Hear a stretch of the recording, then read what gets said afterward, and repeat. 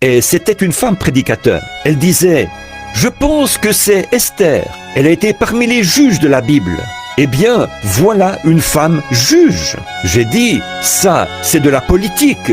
Ce n'est pas l'Église. Ça n'a rien à voir avec l'Église. Paul a dit qu'elle soit soumise selon ce que dit la loi.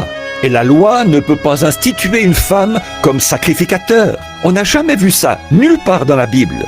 Une femme prédicateur, on n'a jamais vu ça dans la Bible. Ça, c'est certain. Il y en avait qui étaient des prophétesses et tout ça. Une femme n'a rien à faire dans la politique.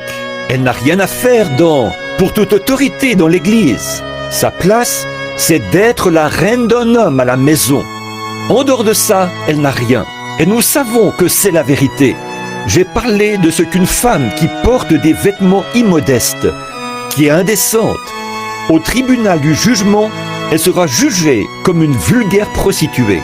Elle a un mauvais esprit sur elle, un esprit de prostitution qui la pousse à s'habiller comme ça. Cette femme méthodiste, elle sort le soir avec son mari.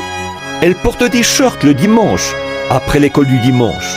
Elle se coupe les cheveux, elle met du rouge à lèvres et elle fume même un peu. Maintenant, selon la parole de Dieu, ce sont toutes les deux des prostituées. Mais celle-ci, elle est nue, misérable, malheureuse, aveugle, et elle ne le sait pas. Car un homme qui regarde une femme pour la convoiter a déjà commis adultère avec elle dans son cœur. Ce sera un jour terrible, un de ces jours, quand cette génération pécheresse et adultère se tiendra devant le Dieu Tout-Puissant. C'est comme si un docteur vous donne un remède et que vous refusez de le prendre. Alors, ne dites pas que c'est la faute du docteur si vous mourrez. Et ceci, c'est comme un remède.